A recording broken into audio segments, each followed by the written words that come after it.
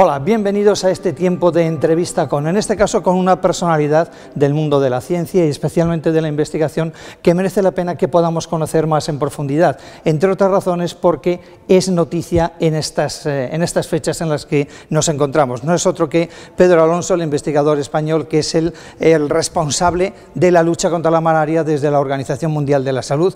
Gracias por este encuentro aquí en Canal Enfermero.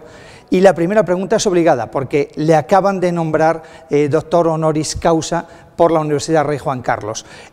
Cuéntenos, ¿cuál ha sido, en fin, qué le parece ese nombramiento a una persona como usted? Porque es reconocer el trabajo científico de muchos años. Bueno, lo primero,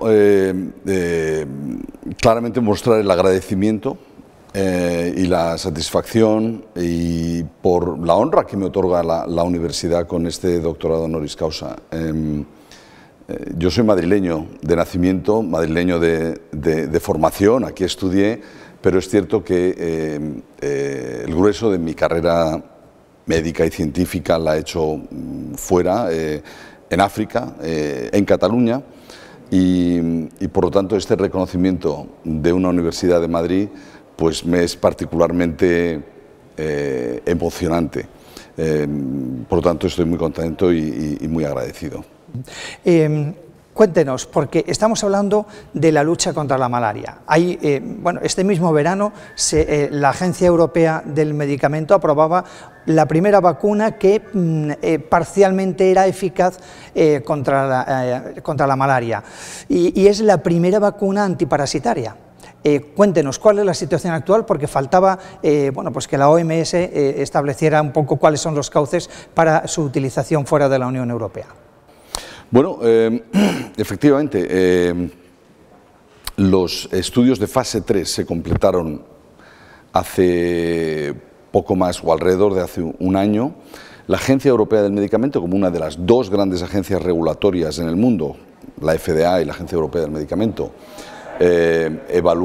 llevaba tiempo evaluando el producto y en julio emitió lo que se conoce como una opinión positiva, que es el equivalente a un registro.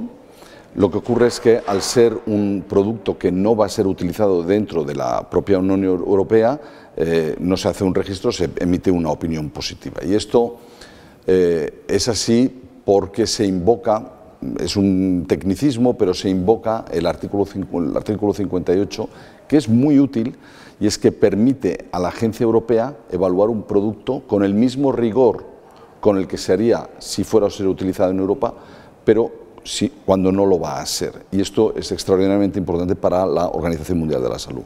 La FDA, por ejemplo, no tiene ese tipo de mecanismo. Bien, con esa opinión, los comités de expertos de la OMS, que llevaban tiempo trabajando, ayudándonos a evaluar el potencial papel de esta vacuna, emitieron una opinión, que es la que ha hecho como propia la Organización Mundial de la Salud, en la que recomienda la introducción gradual de la vacuna en una serie de países africanos para terminar de entender bien los aspectos operativos de la aplicación real a gran escala de la vacuna.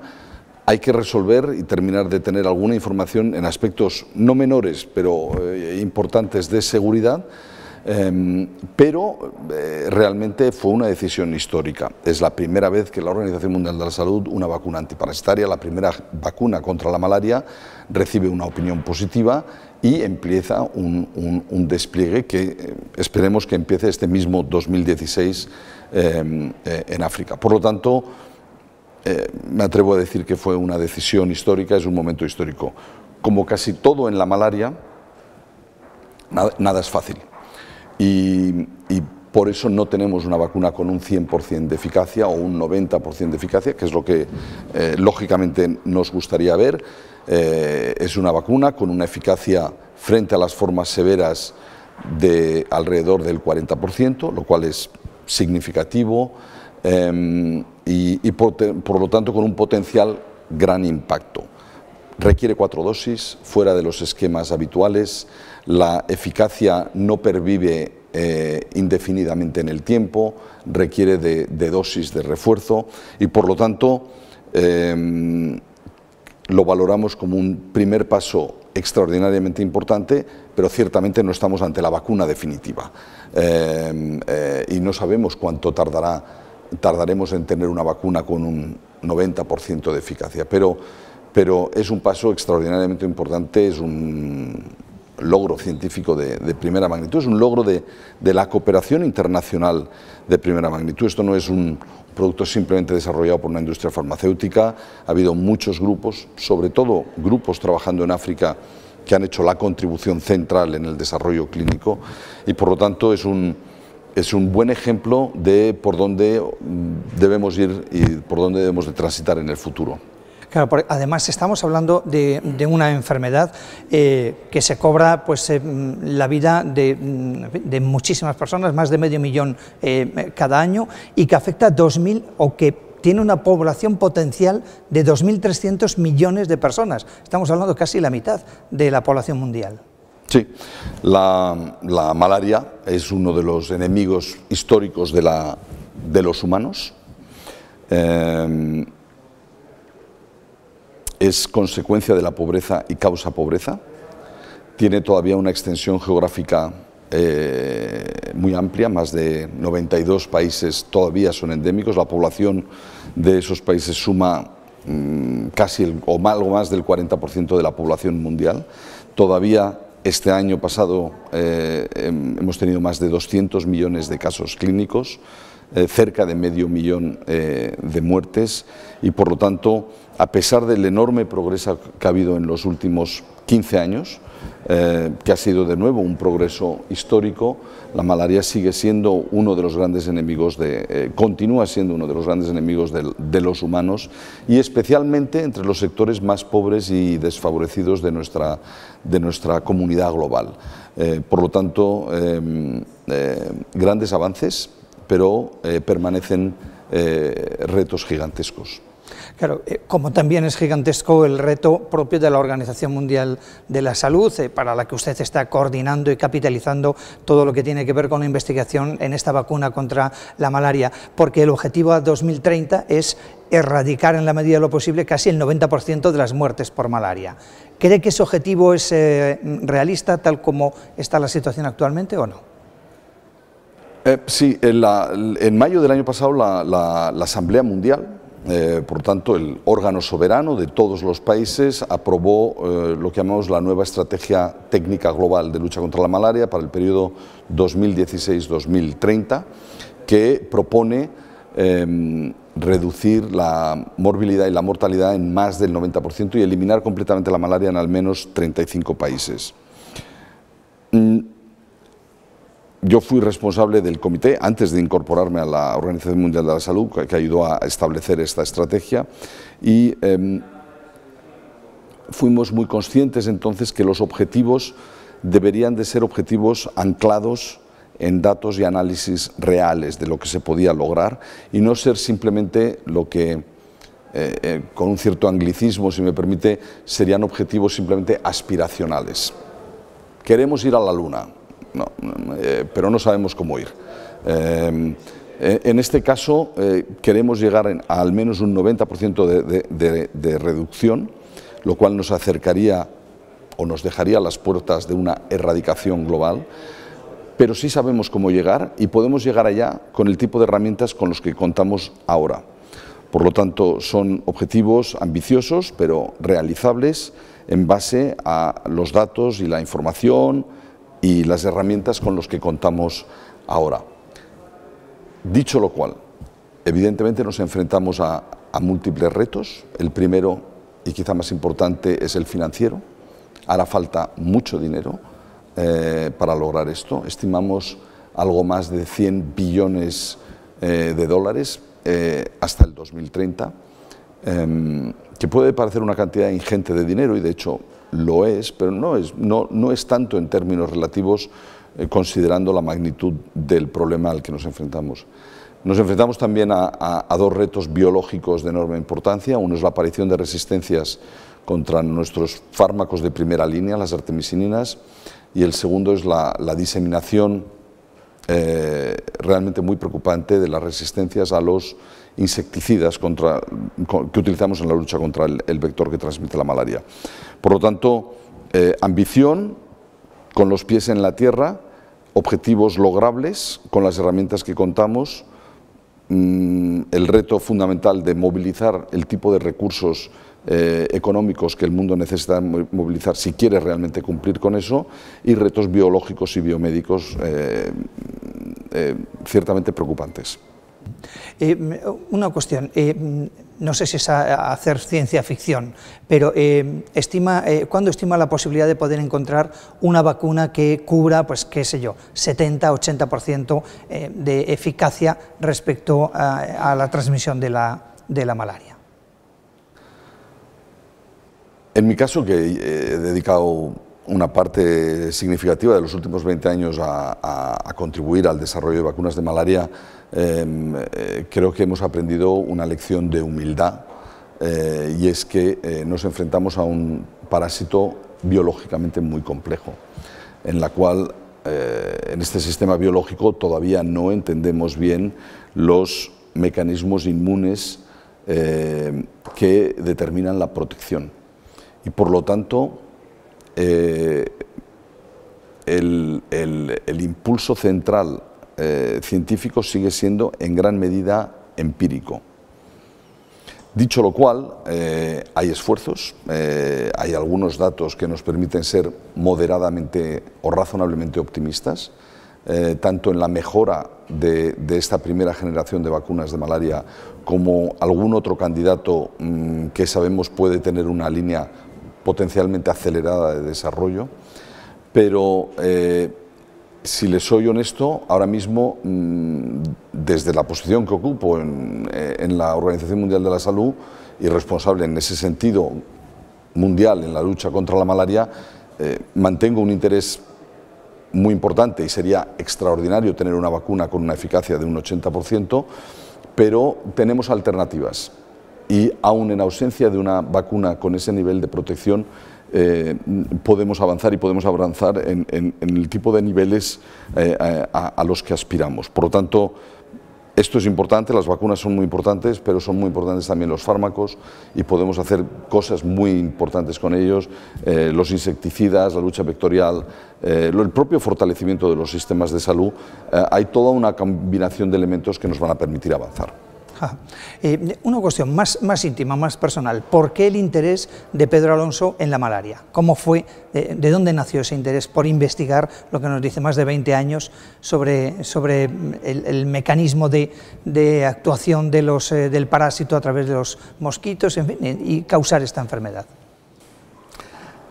Pues en mi caso, mi flechazo con la malaria ya es de hace más de 30 años.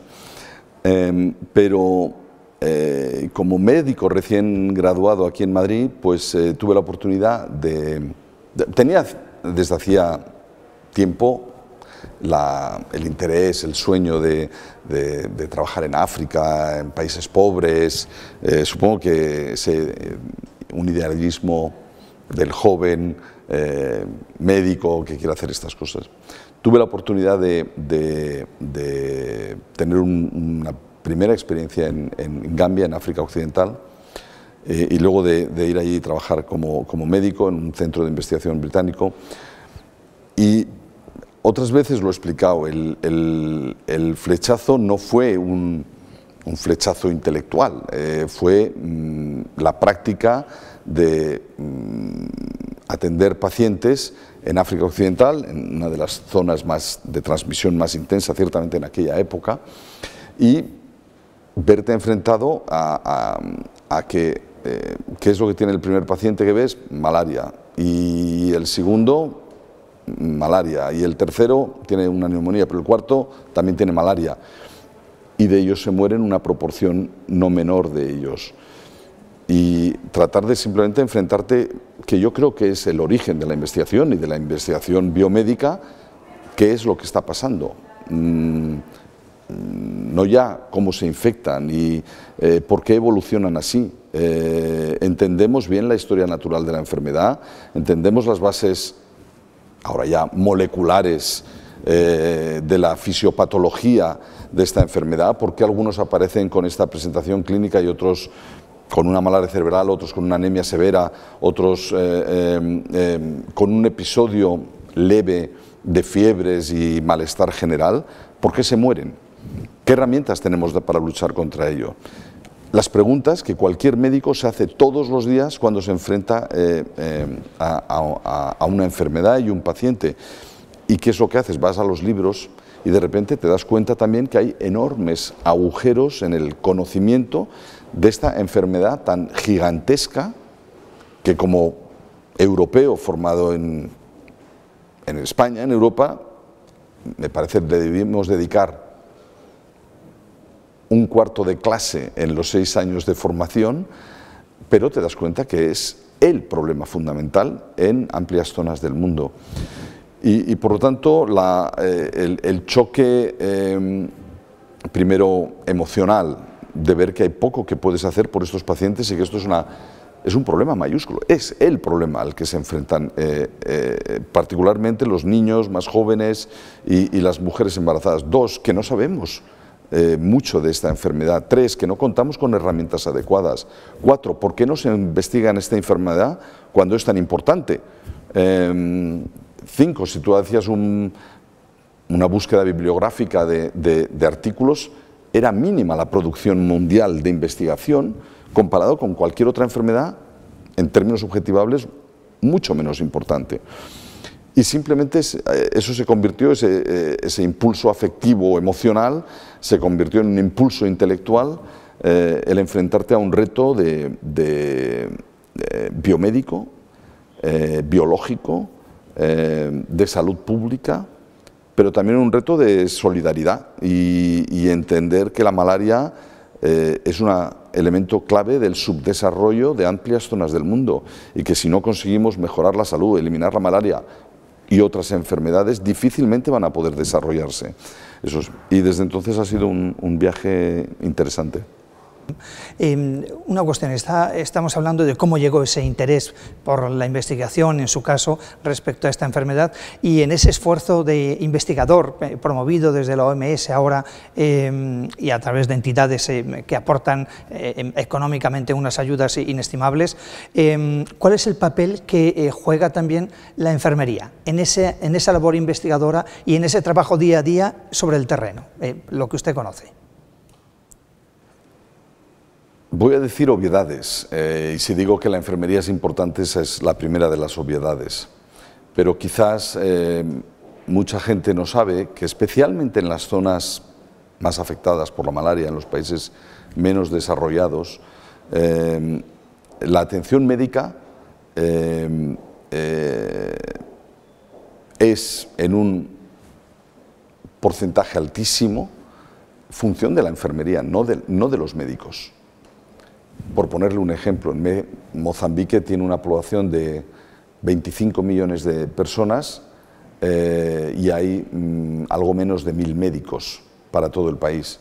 Esos médicos, en la mayoría de los casos, están en funciones a menudo administrativas, como responsables de un distrito, de una región, en el ministerio, y la atención médica no la hacen los médicos, la hacen el personal de enfermería y otros grupos paralelos de paramédicos o técnicos de medicina, que se puedan llamar y demás.